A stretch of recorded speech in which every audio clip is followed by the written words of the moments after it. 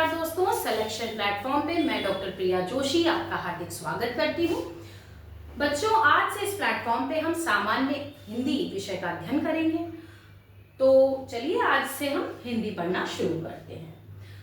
अब सामान्य हिंदी को जब हम पढ़ते हैं तो सीधी सी बात है, किसी भी भाषा की जो पहली इकाई अगर देखें तो वर्ण है और वर्णों से ही बनती है वर्णमाला। ठीक है, वर्ण अर्थात अक्षर। ठीक है, तो आइए आज हम अध्ययन करते हैं हिंदी वर्णमाला का।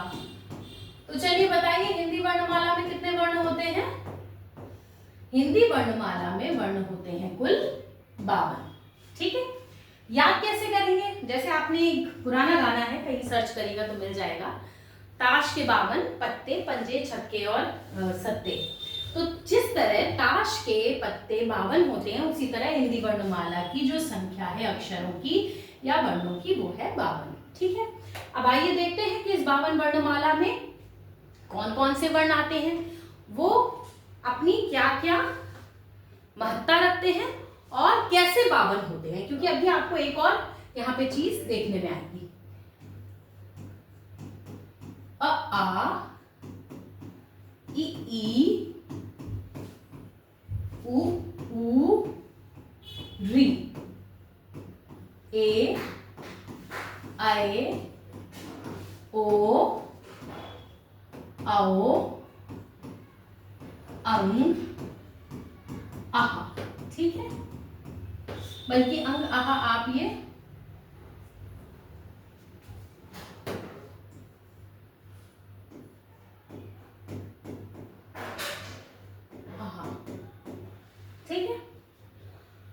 फिर उसके बाद आते हैं हमारे व्यंजन स्वर, कचट्टा वर्ण, क ख ग घ अंगा छत्र ज्या। तो अब देखते हैं इस वर्णमाला में, जरा गिनिए कितने वर्ण हो रहे हैं। 1 2 3 4 5 6 7 8 9 10 11 12 13 14 15 16 17 18 19 20 21 22 23 24 25 26 27 28 29 30 31 33 34 35 36 37 38 39 40 41 42 43 44 45 46 47 48 है ना, 49 है ना। तो ये 49 वर्ण हो रहे हैं, लेकिन होते कितने हैं? 52। तो बाकी के 3 कहाँ है, इसे भी समझना है। ठीक है, तो अब देखिए हिंदी वर्णमाला इतनी सिस्टमैटिक है कि ये देखिए, इसको लिखने का भी एक तरीका है और यहीं से उच्चारण स्थान भी हम समझ जाएंगे। जैसे अ आ ई उ री, ये ए ऐ ओ औ। ठीक है, अंग आहा, तो ये जो औ तक है वो क्या है? स्वर, और इनकी संख्या कितनी है? स्वरों की संख्या 11 है। और ये स्वर क्या होते हैं? जो स्वतंत्र होते हैं और मूल रूप से स्वयं से उत्पन्न है। इनको बोलने के लिए हमें किसी और की सहायता नहीं लेनी पड़ती है। तो ये हमें 11 यहाँ पे ये स्वर दिख जाते हैं। उसके बाद हम अंग आहा हमेशा नीचे लिखते हैं। अब अंग और आहा क्या है? तो अंग और आहा है अयोगवाह। अब ये अयोगवाह क्या होता है? जो स्वर और व्यंजन की सहायता से उच्चारित किए जाते हैं, उन्हें हम अयोगवाह कहते हैं। अब अंग में अयोगवाह क्या है? तो अंग में आ है स्वर और हा है व्यंजन। ठीक है, अंग की बात कर रहे हैं हम। तो अंग में आ है स्वर और अंगा है व्यंजन। ये देखिए, हमको यहाँ व्यंजन मिल रहा है। इसी तरह आहा में आ है स्वर और ह है व्यंजन। तो अ और ह के योग से बना अंगा, अरे आहा, और इसके साथ ही ये हो गया हमारा दूसरा अयोगवाह। तो इसी तरीके से अयोगवाह स्वर और व्यंजन का जो मिलन होते हैं वो अयोगवाह कहलाते हैं। अंग बना है आ स्वर से और अंगा व्यंजन से, आहा बना है आ स्वर से और हा व्यंजन से। अब देखते हैं आगे व्यंजनों की संख्या कितनी है। व्यंजनों की संख्या 33 मानी गई है। ठीक है, अब इसमें भी ये कैसे हम याद रखें, तो एक सूत्र है कचट्टा, यानी इस वर्णमाला की जो पंक्तियां हैं, पहले पहले अक्षर ले लिए गए हैं। क लिया, जैसे हमने लिया क, च, ट, त, पा। तो कभी आपकी वर्णमाला लिखने में गलत नहीं होगी, क्रम हमेशा सही बना रहेगा। इसको कुछ लोग पूचू टूतू पू भी कहते हैं। तो फिर आगे आपका क ख ग घ अंगा च छ ज ञ ट ड़ ण त द न प फ ब मा। ठीक है, तो ये हैं आपके 25 स्पर्श व्यंजन। ठीक है, श श स ह है ना। तो यहाँ वैसे व्यंजनों की संख्या श श स ह तक मानी गई है। ठीक है, तो इस तरीके से ये 33 हो जाते हैं। ठीक है, अब स्पर्श व्यंजन कितने हैं? वो 25 हैं। स्पर्श व्यंजन का क्या मतलब होता है?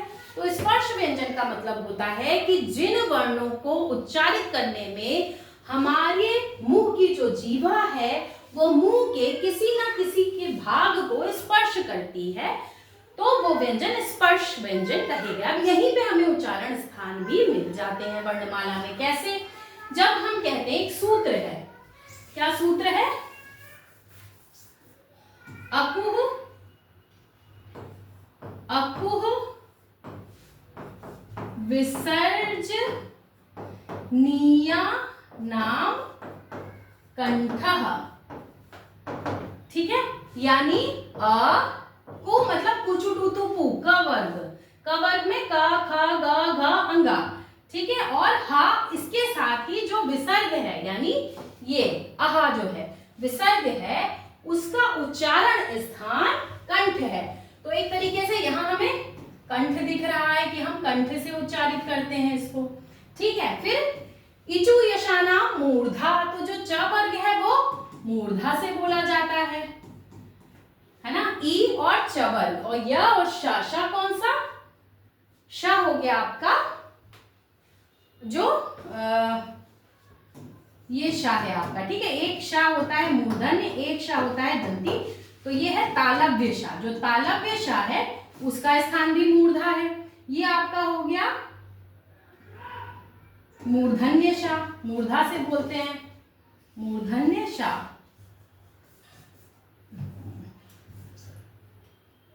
मूर्धन्य श। और ये हो गया आपका दंती सा, दांत से। जिनके दांत टूटे होते हैं वो सा नहीं बोल पाते। बच्चों से हम क्या कहते हैं जब आगे का दांत टूट जाता है?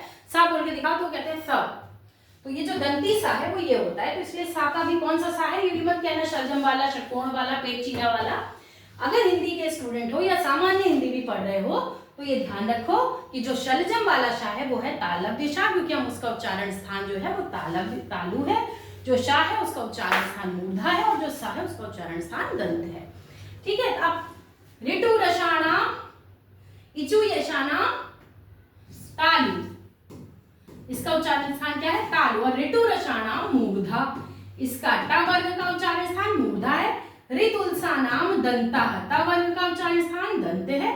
और पा वर्ग का जो उच्चारण स्थान है वो है ओष्ठ। ठीक है, अब ये जो यारा लावा है वो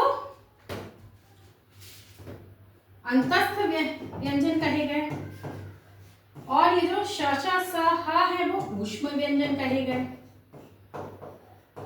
और ये जो छत्रज्ञ है वो संयुक्त व्यंजन कहे गए। क्या कहे गए? संयुक्त व्यंजन। संयुक्त व्यंजन क्यों कहे गए? क्योंकि इसमें हमें दो व्यंजन मिलते हैं। ठीक है, एक तो हो गया था अयोगवा जिसमें स्वर और व्यंजन थे, और इसमें क्या है? सिर्फ व्यंजनों का दो संयोग है। जैसे जो श है वो किसका है? क और श का योग। फिर इसी तरह जो त्र है वो किसका है? त और र का योग। और इसी तरह जो ज्या है वो ज्या है, या नहीं है, वो है ज और इया का योग। ठीक है, अब ये तो 49 वर्ण है, 49 वर्ण है। ठीक है, 50, 51, 52, 3 वर्ण और कहाँ है? तो चूंकि टा ठा डा ढा णा को मूर्धा वाले जो वर्ण है उन्हें हम कठोर व्यंजन भी कहते हैं। ठीक है, और मूर्धा किस भाग को कहते हैं हम ये भी बताएंगे। ठीक है, मूर्धा का मतलब क्या है? तो यहीं पे हमें आप देखेंगे दो वर्ण और मिलेंगे। ये डा है, डा से डलिया होता है जैसे। अब देखिए एक होता है पेड़, तो ये ड़ तो हमें दिख रहा है यहाँ पे ना टवर में, और एक होता है पेड़। एक होता है पेड़, एक होता है पेड़। इस पेड़ का मतलब क्या हो गया कि जो है आपने भुगतान कर दिया। ये क्या है? पेड़। पेड़ मतलब ट्री।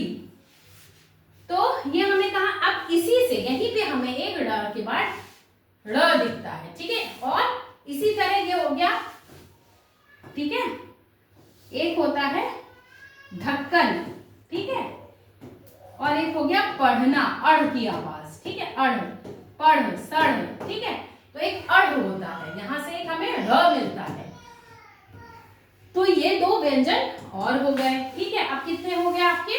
51। अभी एक और संयुक्त व्यंजन को स्वीकृति दी गई है 52 वर्णों में, वो है श्र को। किसको? श्र को। क्या है? वो है श्र को, श्रीवास्तव वाला श्र। ये किससे बनता है? श और र से, ठीक है, श्र, ठीक है। तो इस तरीके से ये 52 वर्ण हो जाते हैं। अब हम बात करते हैं इन्हें, इन वर्णों को कहते क्या है? अड़ और र को क्या कहते हैं? इनको बोलते हैं उत्क्षिप्त व्यंजन। क्या बोलते हैं? उत्क्षिप्त व्यंजन। उत्क्षिप्त का अर्थ होता है फेंकना, ठीक है। जब हमारी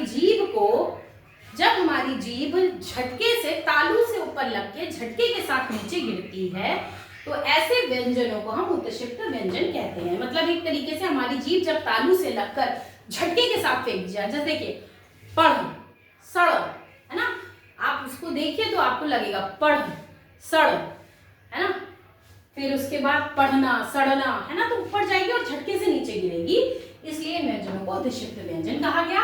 और बहुत ही हमने आपको कम समय में इतनी चीजें बताई। अभी तो हम ये सामान्य ज्ञान के तौर पे आपको केवल डायलॉग डिलीवरी के तौर पे समझा रहे हैं। अभी हम आपको सूत्रों के साथ भी पूरा सही से वर्णमाला, उच्चारण स्थान, बहुत सारी बारीक बातें बताएंगे। तो मिलते हैं अगली क्लास में, इंतजार करिए मेरा। नमस्कार, थैंक यू।